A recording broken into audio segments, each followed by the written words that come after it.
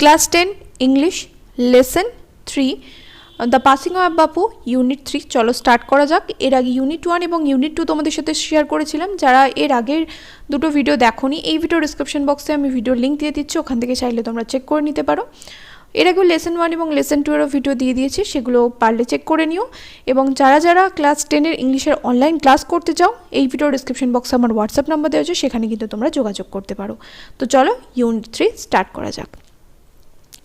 Some days after the funeral, a special train took Gandhiji's ashes to Allahabad.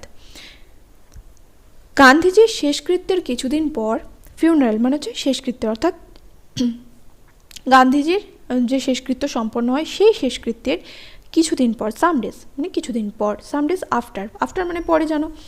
গান্ধীজির শেষকৃত্যের কিছুদিন পর a special train took Gandhiji's ashes to Allahabad. একটা বিশেষ ট্রেনে করে গান্ধীজির শেষকৃত্যের ছাই, মানে গান্ধীজি যে মারা গেছে, ওনাকে পোড়ানো হয়েছে যে শেষকৃত্যের যে ছাই, সেটাকে একটা বিশেষ ট্রেনে করে এলাহাবাদে নিয়ে যাওয়া হয়। The compartment was ডেকড with flowers. কামরা মানে যে ট্রেনের কামরায় গান্ধীজির শেষকৃত্যের ছাইটা ছিল, সেই কামরাটাকে ফুল দিয়ে সাজানো হয়েছিল। ডেকড মানে হচ্ছে ডেকোরেটেড বা সাজানো। People on the train sang bhajans. ট্রেনের লোকেরা কী করছিল? ভজন গাইছিল। People did not weep anymore. লোকেরা আর কাঁদছিল না। For they could feel Gandhiji's presence amid the flowers and the songs. লোকেরা কাঁদছিল না। কেন কাঁদছিল না? কারণ তারা গান্ধীজির উপস্থিতি অনুভব করতে পারছিল ফুল এবং গানের মধ্যে। At every station sorrowful crowds fill the platform. প্রত্যেকটা স্টেশনে শোকাহত জনতার মানে দুঃখী জনতার ভিড় ছিল। Amid song and prayer the train reached Allahabad. গান এবং প্রার্থনার মধ্যে দিয়ে ট্রেন এলাহাবাদে পৌঁছালো। The ashes were immersed. Immerse মানে হচ্ছে বিসর্জন করা।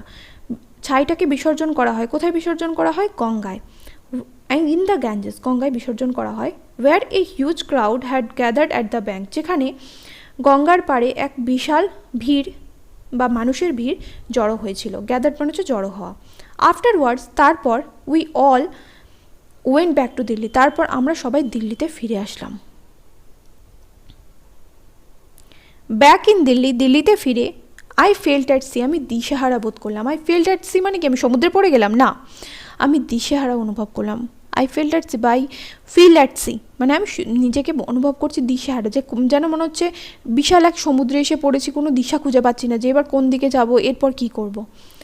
I had not directly walked with Gandhiji. আমি কখনো গান্ধীজির সাথে সরাসরি হাঁটিনি। Gone to prison at his call or made any sacrifice for my country.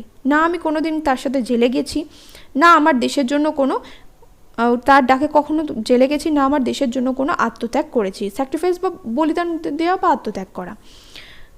My sister and I. আমার বোন এবং আমি কী ছিলাম? And only other young people like me had been merely অনলুকার্স। আমার বোনেরা এবং আমি এবং আমার মতো কম বয়সী লোকেরা কেবলমাত্র দর্শক ছিল। War merely অনলুকার্স। অনলুকার্স মানে হচ্ছে দর্শক, আর মেয়ারলি মানে হচ্ছে কেবলমাত্র। But still I felt at sea. কিন্তু তাও আমি দিশেহারা বোধ করলাম। I felt I had grown up within a magic circle. আমি অনুভব করলাম যে আমি একটা জাদু বলয়ের মধ্যে বেড়ে উঠেছি। With Bapu's passing away. বাপুর মারা যাওয়ার সাথে সাথে I felt the magic circle had vanished. আমি অনুভব করলাম যে জাদু বলয়টা অদৃশ্য হয়ে গেছে। ভ্যানিশ মানে অদৃশ্য হয়ে যাওয়া। Leaving me unprotected. আমাকে অসুরক্ষিত রেখে জাদু বলয়টা অদৃশ্য হয়ে গেছে। With an effort I rouse myself. একটা প্রচেষ্টা করে, এফোর্ট মানে হচ্ছে প্রচেষ্টা করে বা নিজেকে জোর দিয়ে আমি নিজেকে জাগ্রত করলাম। রাউজ মানে হচ্ছে জাগ্রত করা। I asked myself. আমি নিজেকে জিজ্ঞাসা করলাম, had Bapu lived and died for nothing. বাপুর জীবন আর মৃত্যু কি অর্থহীন? How could I so easily lose courage when he was no longer there. আমি এত সহজে কী করে সাহস হারাতে পারি যখন সে আর বেঁচে নেই? My values were not so weak. আমার নীতিবোধ তো এত দুর্বল নয়। Millions of people would have been ordinary folk. Lakh lakh মানুষ বা লক্ষ লক্ষ মানুষ সাধারণ হয়ে থেকে যেত, বাট ফর বাপু, যদি না বাপু থাকতো। অর্থাৎ বাপু কী করেছে? এই মানুষগুলোকে একে অপরের কষ্টে কিন্তু জাগ্রত করেছে, যে মানুষকে নিজের উদাসীনতা থেকে বের করে অন্য মানুষের কষ্ট বুঝতে শিখিয়েছে। তাই লাখ লাখ মানুষ বা লক্ষ লক্ষ মানুষ সাধারণ হয়ে থেকে যেত যদি না বাপু থাকতো। He brought them out of indifference, তিনি তাদের উদাসীনতা থেকে বের করে এনেছেন। ইনডিফারেন্স মানে হচ্ছে উদাসীনতা, মানে তখন কি করতো, তারা কেউ পরোয়া করতো না যে আমার প্রতিবেশী কীরকম আছে বা আমার পাশের মানুষটা কীরকম রয়েছে, তার জন্য কেউ পরোয়া করতো না। কিন্তু বাপু কী করেছেন, একে অপরের কষ্টে মানুষকে জাগ্রত করতে শিখিয়েছেন। And awaken them to one another suffering, এবং একে অপরের কষ্টে বা ভোগান্তিতে বা যন্ত্রণায় তাদেরকে জাগিয়ে তুলেছেন। অ্যাওয়াকেন মানে হচ্ছে জাগিয়ে তোলা। What if now Bapu is গন, বাপু মারা গেছে তো কী হয়েছে, উই ওয়্যার স্টিল দেয়ার, আমরা তো এখানে আছি। Young strong and proud to bear his banner before us, আমরা তো কম বয়সী, মানে আমাদের বয়স কম, শক্তিশালী, এবং আমরা গর্বের সঙ্গে তার পতাকা, ব্যানার মানে হচ্ছে পতাকা, তার পতাকা আমাদের সামনে বয়ে নিয়ে যাব। বাপু হ্যাড পাস্ট অ্যাওয়ে, বাপু মারা গেছে, but his India would continue to live in his children, কিন্তু তার ভারত তার সন্তানদের মধ্যে বেঁচে থাকবে। বাপু মারা গেছে তো কী হয়েছে, তার যে ভারত অর্থাৎ তার ভারতবর্ষ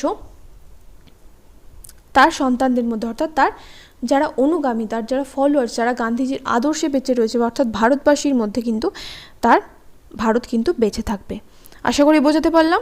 নেক্সট ভিডিওতে পরে যে টেক্সটটা রয়েছে সেটা তোমাদের সাথে শেয়ার করব। যারা যারা এখনও অবধি অনলাইন ক্লাসে জয়েন হওনি, যদি জয়েন হতে চাও, এপ্রিল মাস থেকে কিন্তু ক্লাস স্টার্ট হতে চলেছে, এক্ষুনি গিয়ে কিন্তু জয়েন হও। দেখা হবে নেক্সট ভিডিওতে। Till then by.